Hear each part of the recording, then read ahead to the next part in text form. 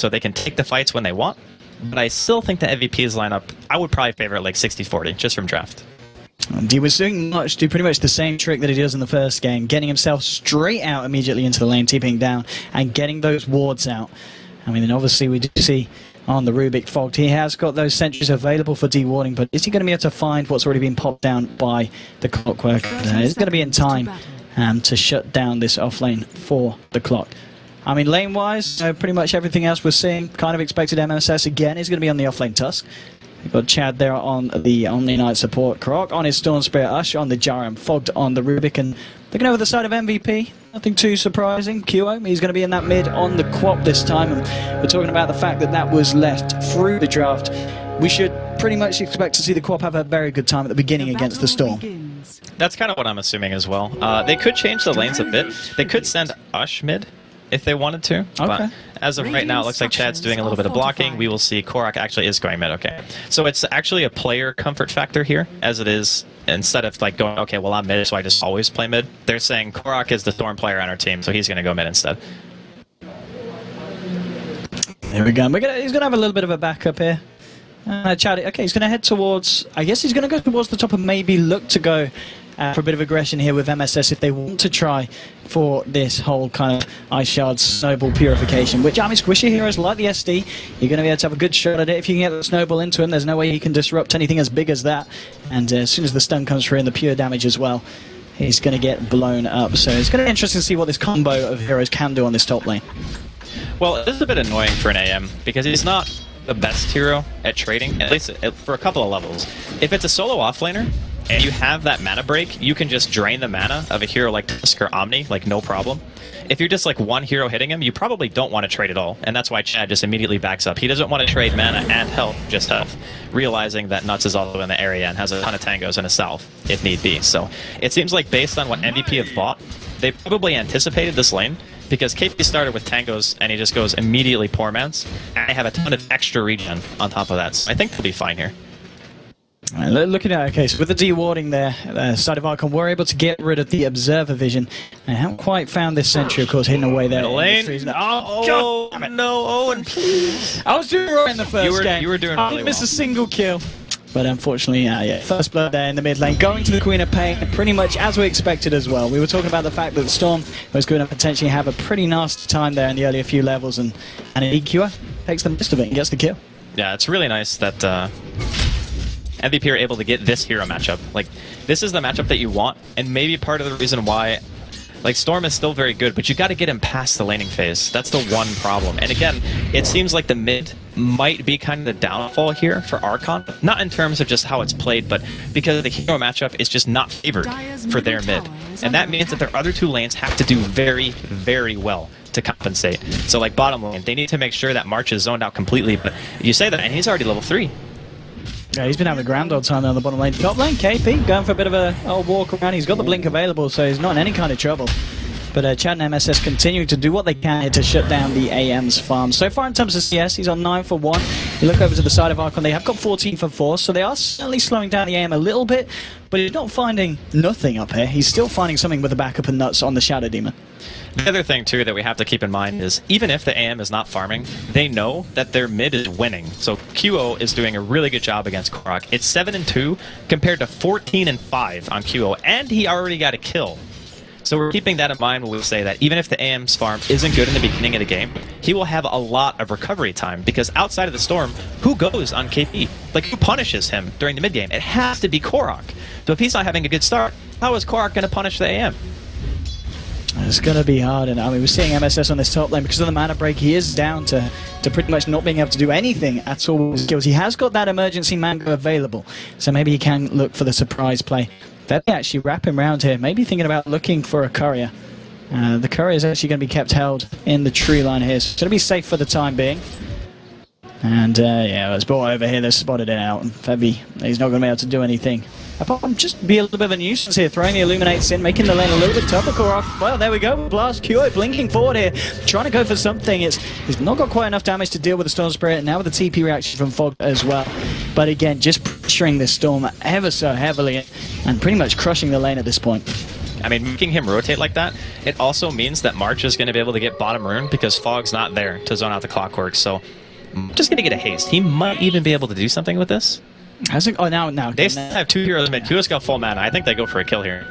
How far is the crop off 6? Very close. This isn't going to give it to him. Are they going to wait it out? Oh, this creep wave? Well, yeah, maybe. I mean, March has got a few, about 15 seconds left on this haste. Ah, okay, he's going to go back. It would have been nice if Qo could have got it, because they definitely could have killed if he had that haste and he walks in. Like, Korok's level 4! He's level 4 at 4 minutes. Now, he'll hit 5 in just a second, but he doesn't have boots. He's still being forced to battle Crow a lot. And again, it just seems like Archon are the ones who are reacting to MVP. Archon are never really able to do something that says, hey, you have to do something about us. It's always, oh, MVP are making a move, we gotta react. It's all reactionary Dota from them. I mean, the question is as well, what is the plan with this Tusk anomaly? I mean, they're obviously trying to do what they can to stop KP, but 27 CS, he's pretty much almost doing as well as the Jar. In fact, you pretty much could say he is. And indeed, mid lane Q. Oh, gets the ult out. Will find a kill onto Storm. Fogged the Illuminate. He's going to be lucky that he had that salve, because that was nearly him dropping as well. But, I mean, there we have it. Archon, they try and find a kill. They end up losing the Storm for the Quap before she goes down, and that really wasn't what they were looking for. Well, on the bright side, Fog got some experience out of that, and much needed, I might add. He was only like level, barely 3, maybe even level 2, when that hero went down. So now he's like more than halfway to 5, and the Rubik getting 6 is pretty important for this game. Like, you want to be able to spell seed. Oh my god, that mana burn. Alright, so MSS really can't do much of anything at this point. He's still got that salve and a mango in his inventory. But we can start to see, like KP, he's realizing his limits as we see Korok also kind of getting just harassed more and more in this middle. And again, this is what makes MVP so scary, is they know their timings. They realize that Storm is not 6. Why not just throw out a casual Illuminate on mid? Make Korok go back. Don't let him get that level 6 for free. They're just always knowing when they can pressure. He's incredibly deep here and all on his own. Nuts and KP in the wrap coming in as well from QO. MSS, he's got nowhere to run, nowhere to hide. He's got a mango if he wants to emerge as he snowball, and he's actually going to go for it there with a mango play, but I don't know what he's going to achieve with that, apart from just prolonging his death as he goes forward on Kyo. Kyo still finishes him off, and, well, that's a mango down and a tusk down as well. Once again, really nice rotation coming in from MVP, and at this point, Archon didn't have any vision of any of top, as far as I know. They had a ward mid that's freshly placed, and then they had that one ward at bottom that's helping out Ush, but there really haven't been any rotations from March. Like, they don't seem too content on helping the offlaner, and I say that, but March doesn't even need it. He's level 5. Okay, here we go. They're going to try and go for something here, and it looks like they'll be able to find it, and, well, they certainly needed that. Kill there for the Gyrocopter. Mid lane, though, the pressure's being applied by Q. Illuminate flying through as well. Some of the purification, the repel, they might be able to turn this one around. In comes the Tusk as well with the snowball, moving on to QO. He's not going to be able to get himself out of that one. They bring down the Queen of Pain as well. And that was a rotation that Archon surely needed, and very well done as well, just keeping everyone alive in the mid lane there, thanks to the inclusion of that Omni Knight. Yeah, finally, Archon getting a little bit of footing here in game number 2, making something happen. They get the kill on the bottom lane. They stop March from hitting 6 a little bit sooner, which is good.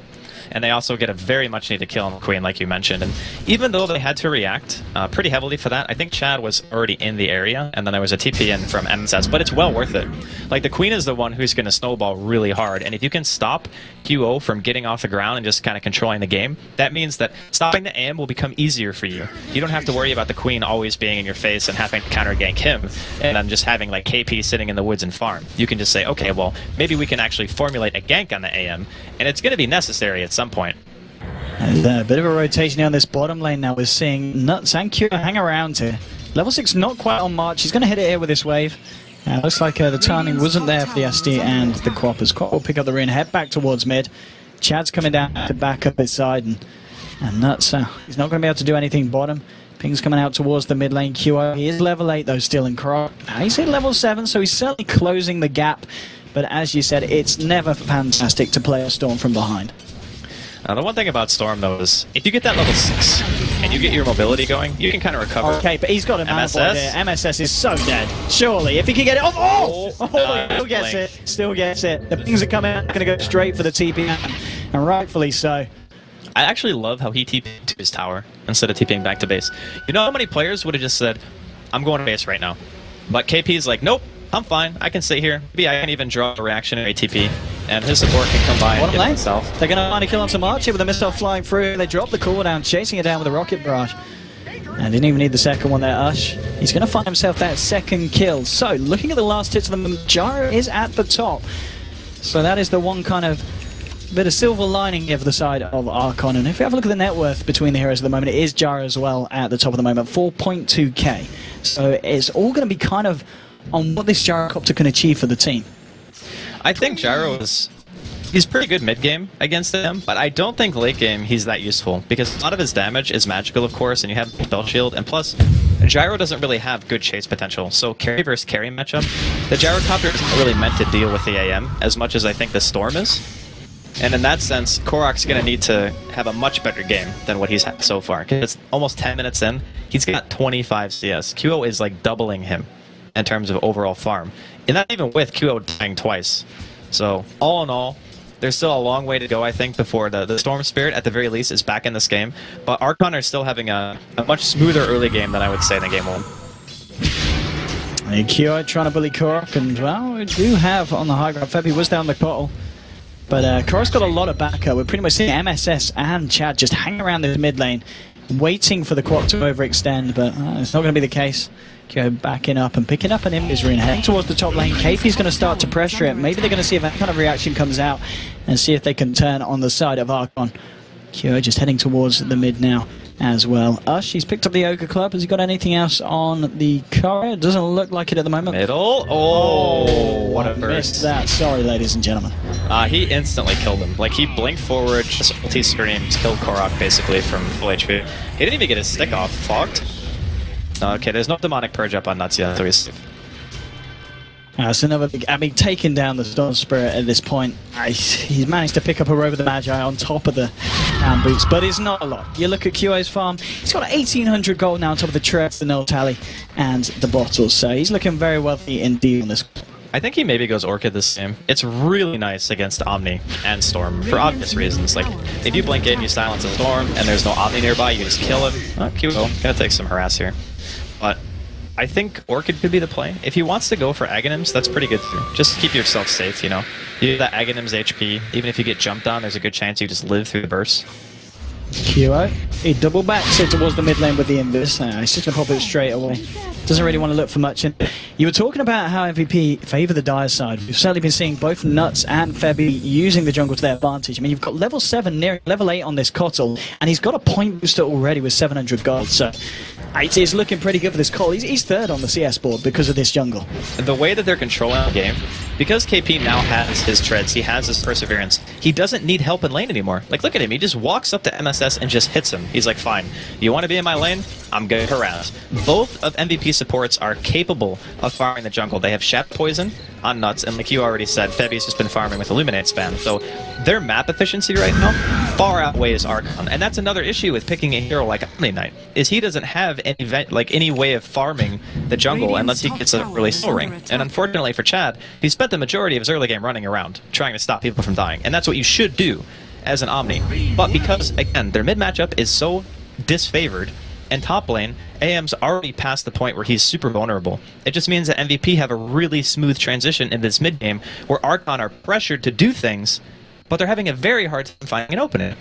I mean, I hadn't realised this as well. The fact that he was on the courier when we were looking at Febby.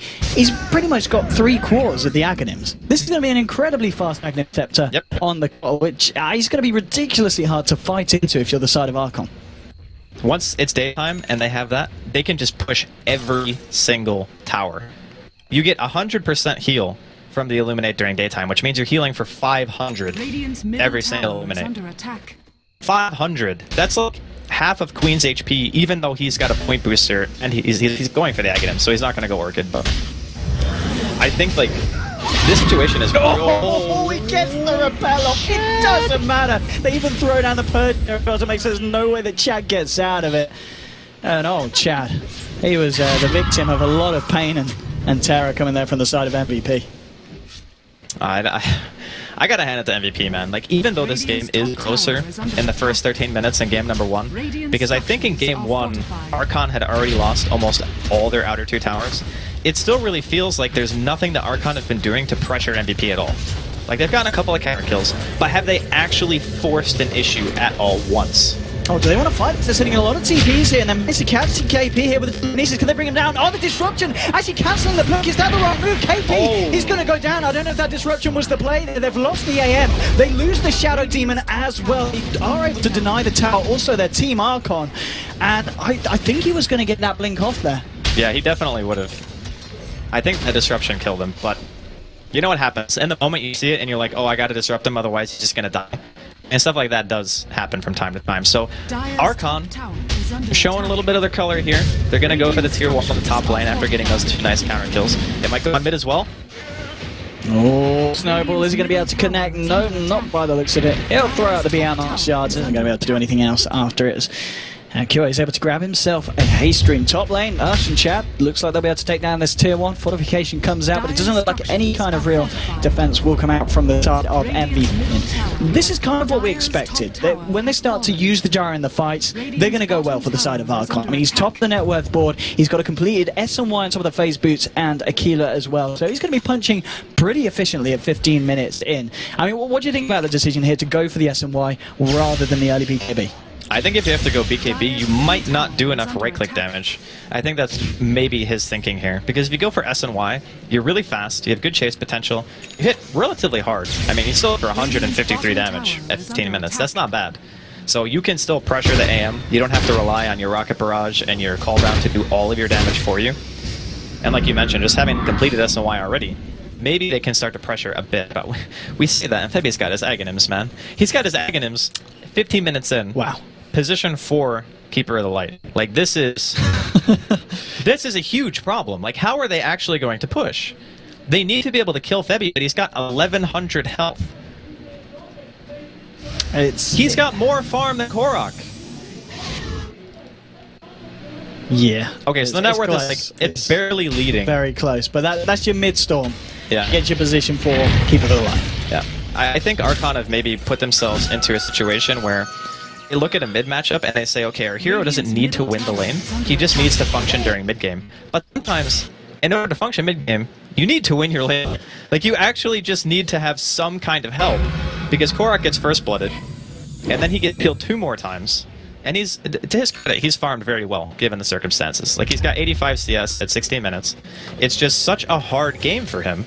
I mean, look at this gang now. They're smoked up. Yep. This is QO just picking up the Aghanim Scepter here on the Quap, and he's level 11 as well. So whoever you jump, you're going to be killing. I don't see this going any other way. We'll see if the side of Archon are able to prove me wrong. Chad and Fogged hiding behind the tree line. They got the vision here as well in the Coddle Aghanims. Oh, man. They can see Fogged. There we go. Indeed they can. Hookshot's training. He's got the blink stolen there.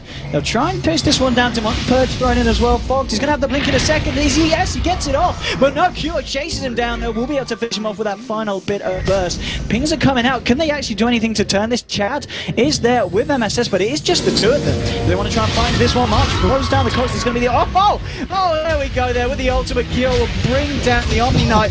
Worst punch from MSS, but snowballing there into 3 of them. They'll throw down the poison onto him, but now Korok turning up to the fight. He wants to turn the corner around. They brought down 2. They look for Q as well. There's going to be a homing missile coming through as well, but it's not going to connect in time to cancel the blink. But they will chase this one down. He's going to have another blink here in a few seconds. Can QO escape this? The Ush moving in close and personal as well. The missile, it looks like he's just not going to be quick enough. They can't get the Quap. They can't control her. And KP as well, he turned in to have a look in, but he decides, nope, I don't want anything to be a part of this one. Backs himself out of the fight.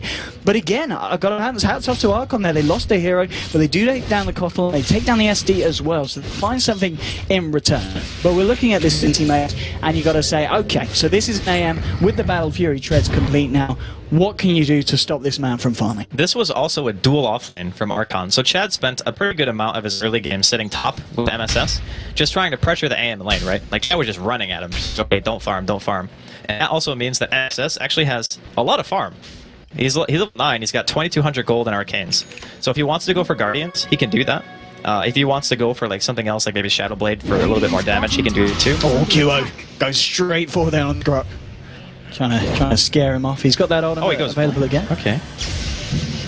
Blink Tusk, I guess it's kind of what the defensive in terms of getting in there, saving heroes, maybe from the Sonic Wave, maybe from the ultimate from Clop if you've got the timing right, getting in a snowball. You can do a lot of stuff. You can blink into cogs, put somebody in a snowball to keep them safe. Yeah. You can snowball and then blink away as an escape defensive mechanism. You can blink in and punch somebody to try to get a hard initiation. There's a lot of good plays you can do with Tusk when you have blink daggers, so I do like the pickup.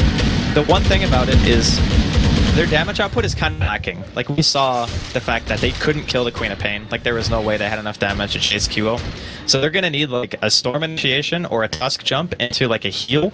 And then Rubik and Gyro are going to have to follow it up. Like, they need everything, all of their damage to be able to kill. Dire's bottom tower is under attack. PV into the mid lane here, trying to find this farm from the lane that's being pushed in by QO. Ping's coming out as well, but he has no backup at all. In fact, Archon, they're kind of hanging around here as a 4-man in their own jungle. And they do need to make some kind of movement because it doesn't feel like they're achieving that much being grouped up as 4 here. Well, being grouped right now is kind of just because MVP have a tendency to play very aggressive. And they just want to continue looking for the fights, right? And if you look at the map, they have pretty limited vision on the side of Archon. Like, they have a bottom rune ward, and that's about it. So now Archon, they're going for the smoke. I guess they're looking for the AM. Well, so let's see if they can control. They got the telekinesis. They do have that blink snowball as well, of course, from MSS. What has been popped down, but AM, well, his spider senses are tingling. He's going to continue to farm here. I mean, can they control and catch KP here? They just need to look around the corner. Oh, he's big forward. Oh, that's not the play from KP. It looks like Archon have managed to outplay the anti-mage there and catch him out. And, I mean, that's a big kill there. The money going to the Tusk and being able to take down the AM is exactly what he needs to be doing once he gets his Battle Fury online. Getting him off the map is fantastic. He did manage to buy most of his Vlads before he died. I think he just needs the recipe. Yeah. Yeah, he's got the headdress. So he's like 250 away. And once he gets that, he'll always use the ring, doesn't he? Well, as well, the ring of health. No, that's the headdress. Yeah, it's in the headdress. It's in the headdress now, of course. So yeah, once he gets that going, he'll be able to farm at 100% health all the time. He can stay at a consistent amount of mana just by tread switching with Battle Fury and Vlads. Like, you actually just don't lose mana anymore, which is really nice too. And in the meantime, even though they saw their AM die, they're still pressuring the bottom lane a bit. Archon are actually able to get themselves back into a position to defend. And this game is still, like, to me, much, much closer than Game 1. I mean, heck, Game 1 was over in 30 seconds from now. I mean, Archon, they've got to this point where you look at them and they could very well take a fight if they're able to execute it correctly. And they've got 4 heroes down on the bottom lane. Maybe thinking about putting the pressure on March and Febby, the only 2 here on the side of MVP. And here we go, MSS blinking forward with the iron cards. Looking for the wrap round. March will be able to shut himself out, but no, the telekinesis is there, holding him onto the cooldown. He's getting low. He might just live though. He's going to be able to get himself out, being balled up as well. He's going to be fine. Now with the reaction from MVP, QO, does he want to try and catch anyone out, chase anyone down? It looks like they're just going to be forcing back the side of Archon, but Archon, they want to go back in. The ping's coming out to QO. Missile is there, and he will blink straight back. Doesn't want to hang around when he knows a telekinesis and a snowball could be potentially round the corner. But all in all, I mean, Archon, they try and go in and get the kill. MVP, they're there this time with the backup and with the defense. I can't believe they didn't even get March. Like, he only has 1,000 HP, so the fact that he lived through that was a really, really nice hook shot that he threw out there. And Korok, he's got his Bloodstone now, so he's kind of getting his way back into the game. If you look at even just the CS, he has recovered amazingly well. I mean, sure, Queen of Pain, I think, is he actually just going straight for Octarine? He's got Soul Booster and Aghanims, so he is tanky at this point. 1,800 health.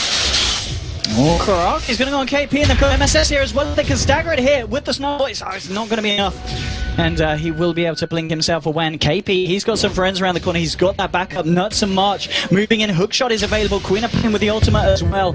I think Archon realised they need to get themselves the hell out of there. There's going to be the TP out from Korok, but it could be MSS that's left in trouble here. He's stuck by the secret. KP moving forward here. QO blinking forward. There's going to be a snowball. He'll be able to blink. Let's see what we can do. KP can blink after him. He's trying to look for the Jukes here. MSS, and yeah, I think he's just done it. Oh, they see him. They see him. War's Punch will be there. Pops the leg charges, trying to do what he can to slow the death, but it doesn't matter. KP Anti-Mage will find the kill down to the Tusk. Yeah, it was another attempt for MSS. He bought a lot of time, if nothing else. That was 4 heroes sitting there for a pretty good stretch. So it means Korok's going to be able to do some damage to mid. Febby, unfortunately, is bottom, so Chad's not really able to get much out of that situation. But you know, Archon have they stagnated the pace of the game, which I think is actually pretty good for them right now, because it's not MVP pushing them over and over anymore. Now it's kind of like our Gyro is farming, our Storm's farming, even though the AM is still highest in terms of overall CS. KP is going to have to finish up his completed mana before he really feels very comfortable voting. And in that time, Korok with his Bloodstone and a Repel, he could still potentially get kills. So I'm looking for Archon to still kind of try to pressure a bit. Maybe they want to wait for Korok to get up an Orchid or maybe a Hex, and they're looking for QO right now. He's staying in the trees. He's not going to try and blink out for this one. Oh, I think he might just need to let Febby down. No, he's going to try and turn it around. He's going to go for it. But now they're trying to play it here with Chap with the ultimate, allowing Korok to continue to fight. But this Q is incredibly tanky with the Soul Booster. The War's but now Corner coming through. Q's blinked himself out, but he's March gets stuck in the midst of it all. March will go down here on the clockwork. And Ush with a BKB looking for nuts. He's going to find another kill, brings down the Shadow Demon. KP's trying to turn this one around. Though Snowball forward onto QO. And they bring down the Quap. Korok coming in, brings him in. It's going to be another kill. It's a 4-for-1, and this decided Team Archon easily coming out on top. What a fight for the side, and MVP just falling apart in that one. Looking at the fight recap, a massive swing. 3k gold difference coming out of that one, and over 3k in terms of XP. What a fight from Archon, and I've got to say, it all just started off with that perfect juice of the Guardian Angel from Chad to turn. Oh, they get their Courier as well. That was 3,400 gold on that. Okay. That was Yash and more items, I think. I think it was KP's Yash and something else. Oh god. That's bad news if you're, oh man, if you're MVP, you are not happy about that at all. That is not good for. I mean, let's have a look at the grass. I don't know if that fight will have ticked in yet. No, it's not quite ticked in. I mean, it's already gone back to the favour of Archon in terms of XP, but once that fight's on there, it's going to be a few thousand.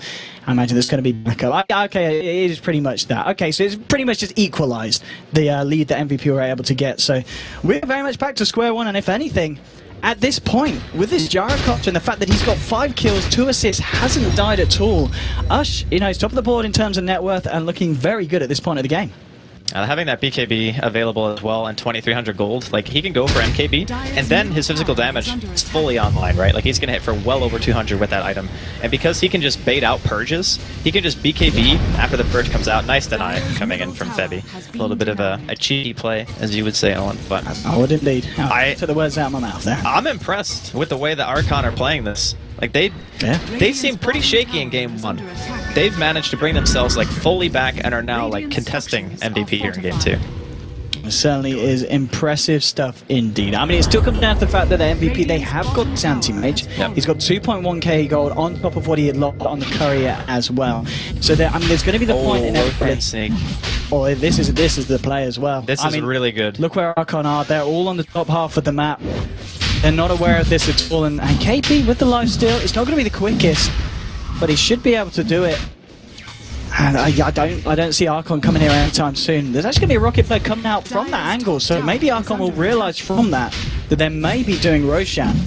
It has to be a little bit obvious now. Like, no one is showing on the map right now for MVP, not a single hero. The first person who's going to show is going to be QO. So maybe that information says to them that they're not going to be able to do much, and they're even scared of him. Like, because they don't have any other vision farther into the woods, they couldn't see anyone else. Like, they didn't even see the Shadow Demon. So they think that they're actually getting counter-ganked. They don't know that they're doing Roche. Indeed, and that's going to be Roshan down. Anti-Mage picking up the Aegis of Immortal. And top lane Archon continue to push. I'm going to be honest, one thing I'm most impressed about is Korok. Talking about the guys going in for it, there's going to be a defensive disruption onto QO, but he's found the silencer already because Korok has got that Orchid complete. They'll blow up the Queen of Pain. And Korok, a man who was punished in the laning stage, but suddenly he's got 13 charges on a Bloodstone. He's got the Orchid as well, 4 for 3 for 3. This man, he's totally turning around the pace of the game for himself. That big team fight bottom put him like at Orchid, pretty much. Like he went from having a Bloodstone at 21 minutes to finishing an Orchid in 6 minutes. Think about that. Like it took him how long to farm 5,000 gold? 21 minutes? Well, I mean, of course, they're going to buy like treads and wand and model and stuff, so it's not really fair to say that long, but just the acceleration of farm that he got once he had his Bloodstone was nuts. So that team fight puts Korok in like a very good position in terms of item progression versus what MVP have right now, especially considering the Courier from MVP was dead. Oh, he killed it again. He killed 4,200 gold on the Courier. Korok. He kills the Courier twice? What? Oh my god. That's actually the so play. painful. Mike's going to look to start a fight, but Fog needs to Glimmer Cape, and now it's going to be us turning around with the BKB. He doesn't give a damn about your blade man, March. Wolf down the clockwork here. They're going to try and continue the fight here. KP going into the center field, moving forward, but MSS with a punch. He wants to try to deal with Febby, but Febby's just a little bit too tanky. Now Corrupt turning up, taking down the Cottle. Corrupt does get the Ottoman out, but now Chad here with the Guardian Angel. Oh, Corrupt blows that. There was no repel there to protect him. Chad's going to look for the TP out. He's going to find it. There's no way to cancel it. They're blinking forward MVP, trying to find more. They do lose Korok and MSS there on the side of Archon, but they find 3 kills on MVP. And again, at this point, it really seems like Archon, it's just him. And the fact that that courier kill, again. That courier had 4,200 gold on it. That was pretty much an entire Manta that just died. Damn. I don't know, man. Like, oh, middle lane. Well, hello with the orc. I mean, QI, what are you going to do? He's what gonna are die. you going to do? He's That's certainly what he's going to do. die. Yeah, where's your terrain now? 18 for 12. I mean, it just feels like MVP. What is going wrong here for MVP? Are they just buckling under the pressure? Is this? It's kind of the effect that a storm gives you. Yeah. I think that's what they're having the hardest time dealing with. Because if he goes on Shadow Demon, for example, and he gets an Orc off, there's no counterplay. Like, all you can do is hook him, and then potentially you get a Demonic Purge if you don't just die before the silence wears off. But Shadow Demon is the hero who is meant to protect. So if Korok ever has vision and he sees that hero, he's going to jump him, like 100% of the time. And there's very little chance with the Repel that Nuts is going to be able to live through that. So MVP, they need like another defensive item, like maybe a Glimmer, Nuts to be able to live through that. And then they can start looking to try to turn the fights. Now, fortunately for Archon, they've been fighting with an AM who's sitting at a significantly lower net worth than he should be, because they've actually just killed his courier twice in a row before it was even able to deliver anything to him. So that part of it is also helping tremendously. I think once KP is able to get his items in his inventory, we could be seeing maybe a bit of a different complexion during these fights. And also, we saw the weakness showcased of the Storm AM matchup for the Storm. When Korok was out of mana, he gets mana voided for 1100 damage. And then he just explodes. So it's very, very important to have Korok repelled all the time. He may even go buy a BKB or a Linken's even. I picked up, the Ultimate Orb, so maybe the Linken's on the menu. It could be a Hex too. Alright, so we have got the Bash now. Onto, well, he's still at home in the base. He's got to help him get that one out safely to him without losing the courier. And as we said, once the courier is back, he'll have that Manta style as well. Smoke up here from the side of Archon. This is also going to be at a point where Ush has got the completed Butterfly. And they're just going to head up to the chopper. Do they have... They've not brought the gem out yet, have they, on the side? No. There's a fair few sentries down here, and it was looking for that ward that was giving them vision, Archon vision of the secret shop, and they did find it with that sentry on the there. They were able to remove it, so it's going to be unlikely they're going to lose the courier again. And now with the courier back, finally managed to get its items out. There's going to be the 4-staff on Febby on the Cottle, and we look towards KP, who has indeed got the Manta and the Bash. So maybe this is fight time for MVP. Maybe they can come on top of the side. Oh, Archon in engagement. Here we go, blinking forward here, looking for Fog. Fog, he's going to run away. Glimmer Cape, but it doesn't matter. The good, I'm bursting him down here, chat. It's been Glimmer Caped up. In fact, it was Fog here saying, I'll save you, buddy, I can't save myself. And now, Korok going forward here with the size onto Febby, tripping down the Cottle. There's going to be a big cooldown here. It's going to catch a Febby. But he just turns up to the fight, but he's already not looking for Archon. They've lost 3 heroes. Ush has managed to find 2 inventories, but Korok is still alive here, and he's able to turn it here. KP over the bashes, and now it's KP and QO that are going to look for Ush. Ush is going to try to TP out now. Homing missile is going to buy him the time because KP isn't going to be able to look for the right clicks, look for the bashes, and he will be able to get himself out on Gyrocopter. But indeed, as we were saying, MVP with those item pickups and with the fact that this anti-mage is looking pretty scary. Now he's got those items under his belt. They couldn't come on top of that fight, and it does end up as 3 for 4 for the side of MVP. It was just nice for MVP that they were able to jump in before Korok got an initiation. I thought he would try to cut off the rest of MVP by just jumping in straight away, because he actually had vision of a few of the heroes walking high ground, and obviously the rest of Archon were there too. And we saw there, he went for Febby. You can't do that. You can't go for the Cottle. You have to go for Shadow Demon every single time. There's no Glimmer Cape at all on MVP. Even if, for whatever reason, Nuts gets 4-staff, it doesn't matter. You're Storm. You just chase him. Because as soon as he goes on Febby, there's a disruption. He wastes a huge amount of his mana pool trying to kill a hero that he just can't kill, because he uses the Orchid on Febby and pulls it too. So if you're going to pull Febby, you have to Orchid Shadow Demon, or you just Orchid Shadow Demon and straight up kill him, because that hero also counters your Omni Knight. So if you get purged because the Shadow Demon is alive because your Storm doesn't jump him, it has to be the Storm. Like, he has to be the one to make the plays. And this is the worrying thing as well, of course. At this point, KP, he can afford to pretty much free farm wherever he wants on the map. With the Manta Star, the Orchid, not going to be an issue no more. And we are maybe past that window in which the Storm is going to be able to crush and, well, just control and slow down the farm of a hero like the Anti-Mage. He's more... In this game, for now, he's more of a support killer than anything else. Yeah. Like, the AM is going to jump on a support, and then the Storm is going to jump on a support. That's just how they're going to function, because the AM in the start of the fight can't keep up with the Storm because it has potentially full mana, right? Like, he's going to be able to ball everywhere, he's elusive, he's annoying, hard to kill. Same thing for AM versus Storm. The Storm doesn't want to have to waste his mana chasing an AM around a team fight. So what they do is they both ignore each other until the supports are out of the fight, or the Storm is out of mana, and then the AM will just drop a mana void on him. Or if you have Abyssal Blade, which has just been picked up by the Storm, now you could potentially see the Storm getting beat. But it's still, if the Omni's nearby, maybe not as likely. Maybe he just goes on Omni and just Abyssals him and blows him up, or the Rubik. I mean, at this point as well, Archon, they had a few good team fights. The last one, not so much. They're looking to... They still need to look to put on the pressure, or can they afford to sit back and continue to find a further few items on the course? I think if you're Archon at this point, you're okay with like a little bit of the farm game. It's not like Ush has bad farm. I mean, look at him. He's got BKB, Butterfly, SNY, Dominator.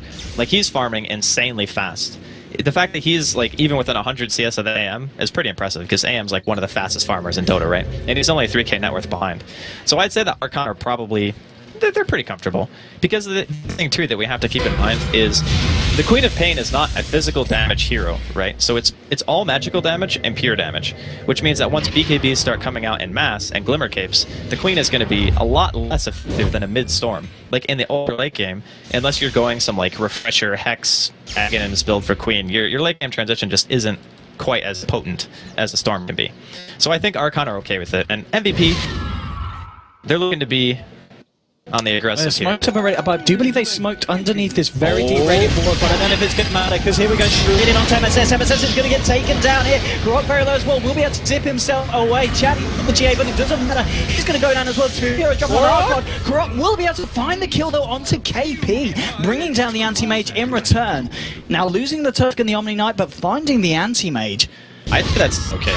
Oh, Karaki, he's going to pop the Orchid down, but I don't know if he wants to stick around. Because QO, he's going to have an ultimate here in a few seconds.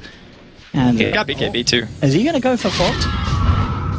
Oh, well, Fogged. Oh, do you really want to do this? Is ballsy. This is very ballsy, but it pays off. He's going to be able to find the Queen of Pain. Archon know exactly what they're doing here. And they're going to be fine. And just tempting the quad there, encouraging her to stick around. Fantastic play there from the side, and they find the Queen of Pain and the Anti-Mage in those engagements. Absolutely a win for Archon, like hands down now. Just getting the AM trade for an offlaner and a support, that's already okay.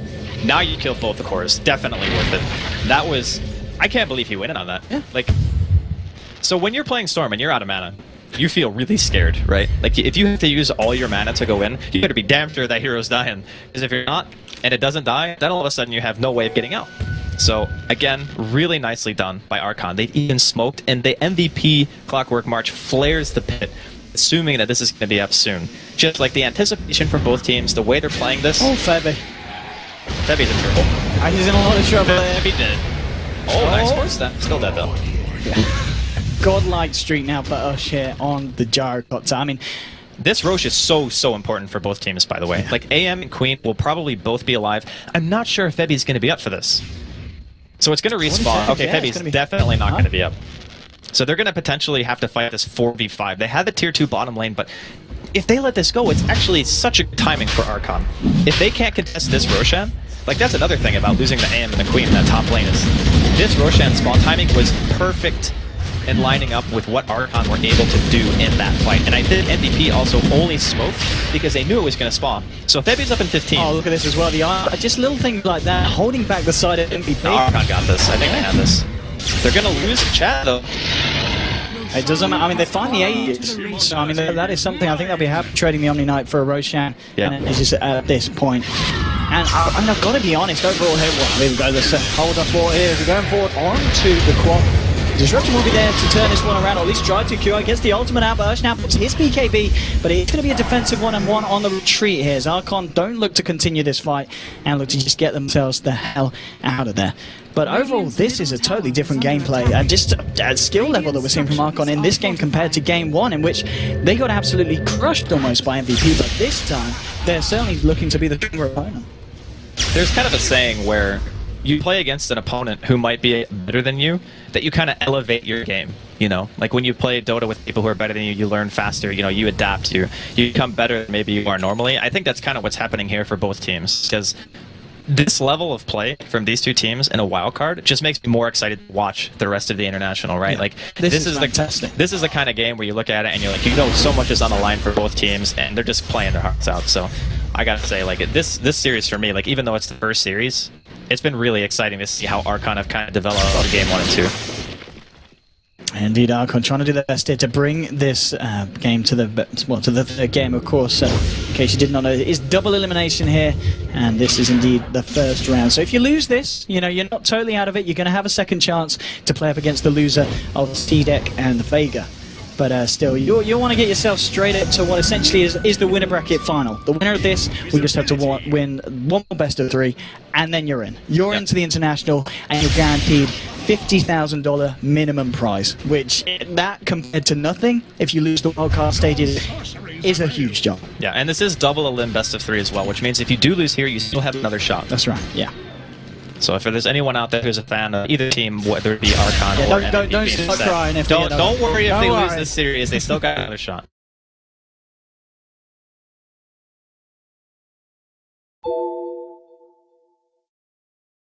That I would say the majority of people thought we're just going to go through. So now we're going to get an opportunity to see either Archon or MVP play against the loser of that series, which I haven't been able to see the game, so I don't know what the series is at right now, but either way, we're in for some damn good Dota today, Owen. Indeed. Archon to Satanic now complete on top of the butterfly. He's going to be able to do a lot in these fights. His BKB is down to 5 seconds, but it's kind of questionable whether that really matters when you've got an Omni Knight who's got Repel on top of it. So it's always going to be able to top you off. And here we go, Croc going on to QO again. The defensive disruption there from Nuts. Going to be able to allow the Quap the time to get himself out of this one. Now this is a really tense game. I think, man, that hero is so farmed. Like, we talk a lot about Korok this game and how it's very important for him to initiate on the right heroes and have the impact during the mid game, but it's almost to the point now for Archon where the gyro is going to take over. The gyro is just going to be like, okay, well, I got 5 or 6 items. I got my BKB, my Satanic, my Butterfly. Oh, we just go straight into, I mean, look how aggressive they're playing. Look, it is kind of very low on mana. They've actually lost the Omni Knight here as the Quartz fitting out to finish down off Korok.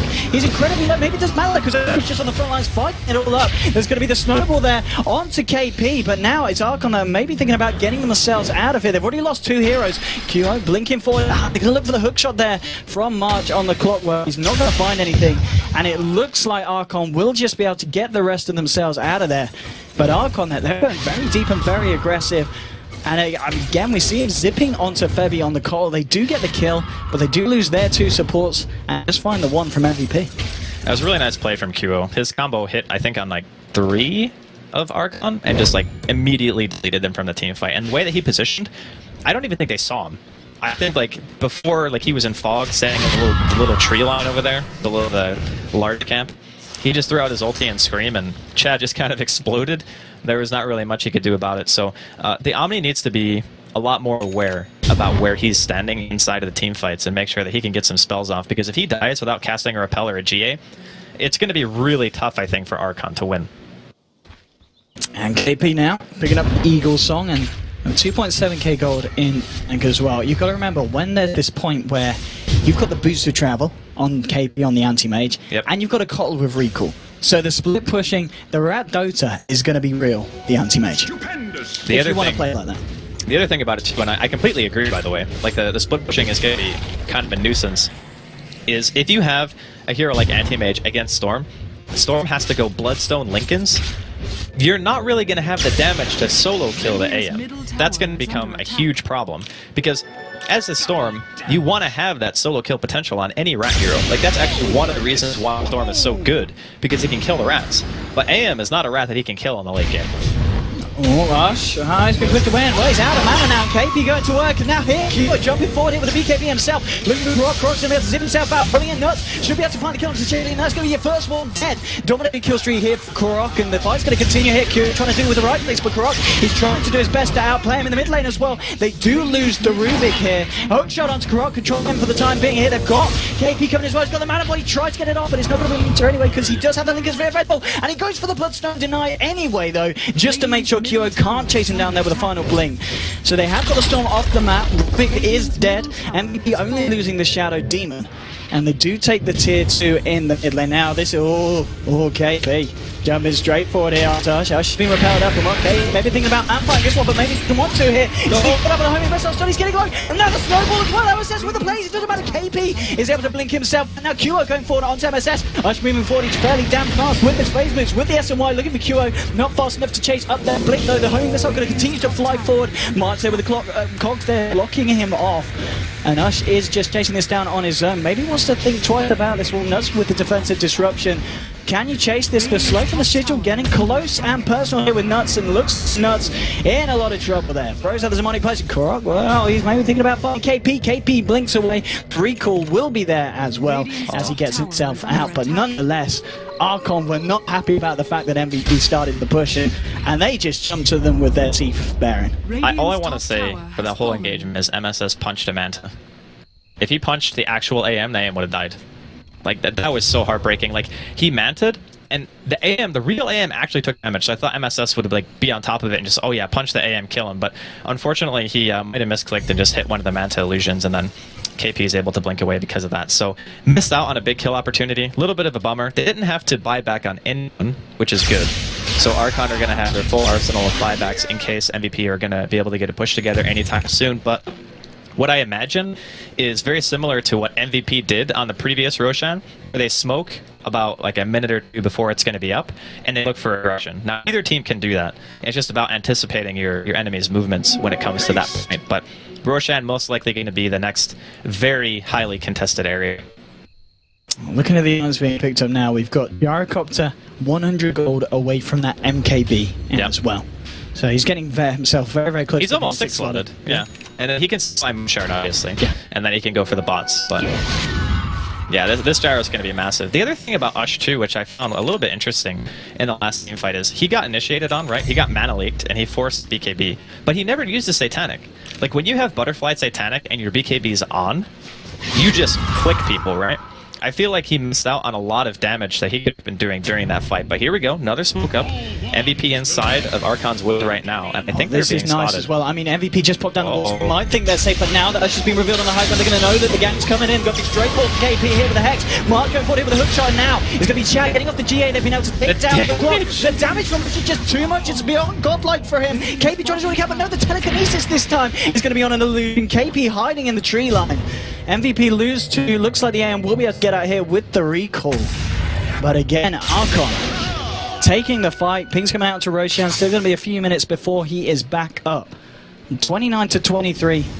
Archon, they're certainly doing it. Mid lane, sure, he's fine. He's got the backup. Korok and the team are here. Going forward, but the Glimmer Cape is going to be able to buy KP the time. They don't have the detection. Fook did have a gem. He doesn't have it anymore, but now it's run out. And now the Hex off to KP. That's a massive kill there, bringing down the anti-mage. Beyond godlike here on your Gyrocopter, and Archon at this point, they might very well want to try and force out that buyback from the AM by pushing down the mid lane. They absolutely will. They have to. Because that means if they force the buyback now, Roshan's going to be up in less than 2 minutes. Oh, Kyo! Korok goes straight in with the Orchid. Fog moving back in. He's got a telekinesis available. Kyo does get the BKB off now. And with the ultimate, will bring down the Rubik. Blinks herself up to the high ground. Kyo does get away with that one free as she's recalled back to the base as well. But again, it was close there for the co-op. You know, BKBs are being forced out. And imagine most of them on the map very close to 5-second duration. 6 seconds at the moment on your Queen of Pain. Man, that was so close. I cannot believe that ulti actually hit Fog. He's probably sitting there going, man, how did that hit me? Like, I was so far out of the cone. But at the bright side, they buy a little bit of time for the AM to get closer to his revival point. You know what? That play right there might have just saved the AM having to buy back. And that is massive. Say, for instance, you're fighting Roshan and your AM has buyback and the Coddle is alive. You just pull KP right back into the fight. You can have 2 AMs for 1 Roshan. That is an insane advantage to have if you're MVP, and one of the strengths that a Kato can give you during this late game is being able to bring those heroes directly back into the fight without needing something like Boots of Travels or like Boots of Travels 2 if you don't have any creeps around. So this is a little bit of an issue for Archon now. Like, they've used a smoke. They got a couple of really important kills for sure, so I'm not saying that the smoke was failed, but now they're kind of in this awkward spot where they know Roshan's going to be up soon, but they also know that they didn't make the AM buyback. So now they're going to be fighting under the assumption that that hero is going to be there. And if they want to play super aggressive, they can just have the AM go in first, buy back, and then just continue fighting. So I think MVP might be slightly favored for this next Roshan attempt. It's going to be interesting to see what both teams decide to do in response. As you said, going to be up any second right now. Brock's going to score this one out, and the ping's coming out as well. Are they ready to go for it? And they've got 5 heroes around here, Archon. Only a couple here on the side of MVP, but we've got to remember the bottle's there. He's going to be able to call people in. And there's actually a couple of TPs on Nuts and a TP on QO as well. And here's the split push we're talking about as well. KP here in the top lane. And this is going to be the bit of an issue here for Archon. They have do to they go for Roche or do they back? They've got it back, and that's going to give Roshan free. There's no tier 2. There's no tier 2 in the top lane. He's just going to go for base. Okay, they're going to jump Febby. The base, I kind of want to look at the base at the same time. I'm going for the fight here, but look, there's an anti-mage on your base, ladies and gentlemen. Karot getting himself out, but they're sticking around here. Archon continues to fight.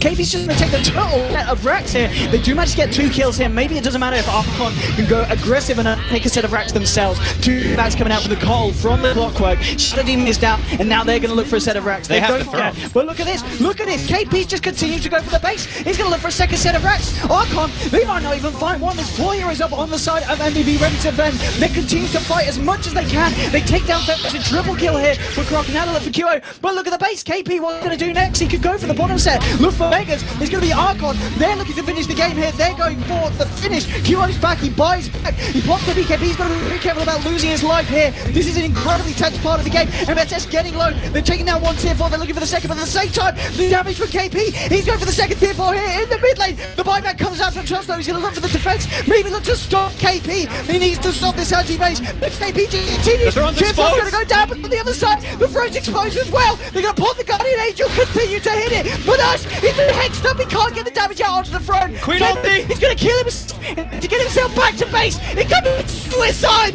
Right back. Goes for the Storm Spirit. He's going to kill him. He's getting Archon the hell out of their base. Buyback from Gyrocopter as well, because they need to defend their own fountain. Oh what the hell's going on, Andy?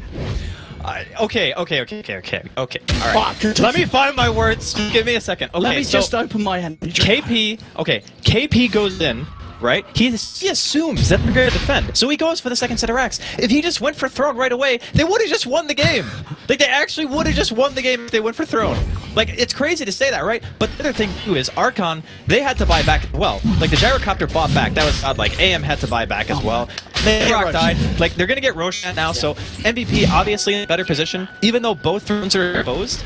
Like, the throne for MVP is actually at half, and they don't have Glyph. What if they just YOLO this? What if they just walk in and hit the throne? They could end this. They just need to go straight They can to the just base. run straight in. They know there's no fortification. They need to go. They see Roshan die. They have to run it right now. They haven't got GA. They haven't got it, but it doesn't matter. Krogan goes in. Oh my god, they didn't lose. Is this it? Did they just lose the game? Last spot. Go forward with a hook shot, but us pops the BKB. Oh my god. It's over. Archon, they take the second game of the series. Oh my We're going to game 3. Oh my god. What? No Glyph. With no Glyph, they go for the Roshan. It took too long, Owen. It took too long. What a game. This is the first